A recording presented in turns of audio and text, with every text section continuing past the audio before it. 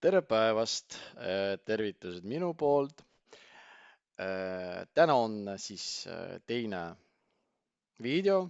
Ma näitan teile, kuidas saate Pythoniga edasi liikuda, need kõige lihtsamad sammud. Äh, Kujutame ette, et teil on selline tööülesanne.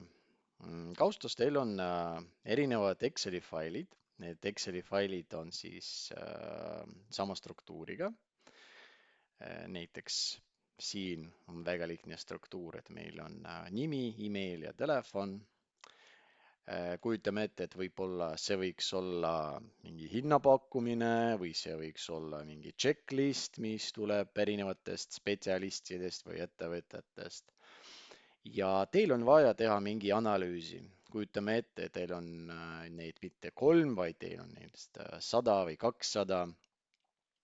Ja kõige lihtsam viis, kuidas seda võiks teha, ent need Excelid kokku panna või siis nagu kokku liimida. Ja see ülesanne on ideaalne ülesanne Pythoni jaoks. Ja kuna teil on juba Python olemas, kui te vaatasite esimese video, siis ma näitan teile, kuidas seda ülesande saaks täita. Alustame sellest, et nagu mina mainisin, et Python on hea sellepärast, et Pythonil on palju erinevaid raamatukogud, kus on juba tehtud meetodid, mis saavad meie tööd või meie programmeerimistööd lihtsamaks teha. Vot näiteks täna ma näitan teile selline raamatukogu, mille nimi on OS. Mida mina olen seda väikejuppi väga tihti kasutanud, sellepärast et see teeb väga lihtsad asjad. Mis see teeb? Kõige tähtsam, et see osa näitab meile, et Python peab vaatama ainult need failid, kus asub meie Pythoni skript. No, mis tähendab, et näiteks kui meil on kausta, kus on Excelid, siis me viskame sinna seda Pythoni skripti, käivitame seda ja tema kasutab neid failid, mis kaustas on. Ja see teine osa lihtsalt ütleb talle, et ta peab, ütleme nii, vaatama kõik need failid, mis kaustas on. Millised need failid on, seda meie lahendame koos ChatGPT-ga.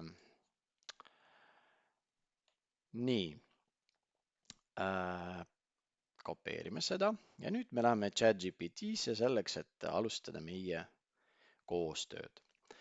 Kõigepealt muidugi, kui te teate, prompt engineering'u hea tava on alustada selleks, et sa kirjutad, kes ChatGPT meil täna on. Ma kirjutan act like a Python developer. Nüüd on hea tava kirjutada, mida ta peab tegema. Create a Python script that will follow next steps. Nii, kõigepealt ta peab otsima kõik failid kaustas. So, loop through the folder, find all XLSX files in the folder. Kui näiteks teil on kaustas erinevad Exceli failid, siis siin te saate lisada, et ta otsiks ainult need failid täpse nimega. Näiteks find all XLS files in the folder that start with the name ja siis te panete need tähed või nimed, mida teil vaja on. Ja kolmas aggregate, siis pane kokku või sliimi kokku. Aggregate all data in and export it in XLS6 format as a file datadrop.xlsx. Nii, põhimõtteliselt see on see loogika ja nüüd see väike know-how, use this part of the code. Ja siis paneme talle seda OS raamatukogu väike jupi ja see tähendab, et ta hakkab ikkagi tegema seda, mida me ootame. Sest me ei taha seda videot väga pikalt teha. Kirjutame skip all explanations and provide a link for downloading Python code. nii, ja põhimõtteliselt nüüd ta hakkab mõtlema. Kohe siin ilmub see analyze.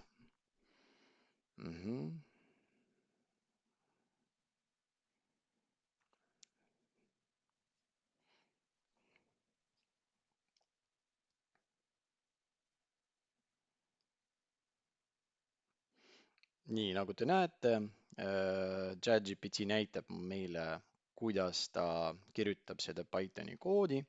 nagu te näete, ta kasutab seda väike juppi, mida ma olen talle pakkunud for roots files in OS walk directory path ja siis for files in files.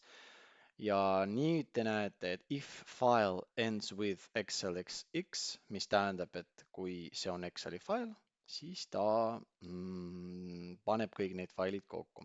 nüüd download the Python script, me saame seda alla laadida. ja nüüd siin ma panen tähele ja et kui teil GPT-4 ei kasuta, siis põhimõtteliselt te saate seda koodi kopeerida ja kasutada oma Jupyter Notebooki. kui te ei tea, mis on Jupyter Notebook, siis vaadake see esimene video, seal ma selgitasin, kuidas seda alla laadida ja installida. nüüd see kood on meil alla laaditud, vaatame, kuskil on siin downloads, aggregated Excel data, kopeerime ja nüüd vaatame, mis saab sellest. paneme siia, kuna Excel on juba installitud, Python on juba installitud, topeltklõks, siis ta hakkab mõtlema ja ilmub see data drop Excel. avame seda ja nagu te näete siin juba ta pani kokku kõik need 3 Excelid, mis mul oli alguses minu kaustas. me võime proovida ka näiteks, kui meil on rohkem kui 3, näiteks teeme, lihtsalt kopeerime need nii palju, kui on võimalik. noh, palju me saame siin. ja siis käivitame veel kord Excelid. ja paar sekundit ja data drop on uuendatud, nagu te näete. ja põhimõtteliselt te saate ette kujutada, et kui teil on mingi protsess, kus teil on kausta, kuhu alati tulevad mingid Excelid ja te soovite, neid võiks olla, no ma ei tea, väga palju. ja kui te soovite nende Excelite andmete analüütikat teha, siis kui te kasutate seda lihtsa Pythoni skripti, ja siis pärast see data drop fail on teil seotud näiteks Power BI-ga, siis te saate alati kõige värskemat infot ja teil on kõige parem analüütika alati. vot, see oli ja selle tänase päeva video teema. suur aitäh, et vaatasite ja järgmine kord siis vaatame midagi veel, et soovitan teile kõigi head ja näeme.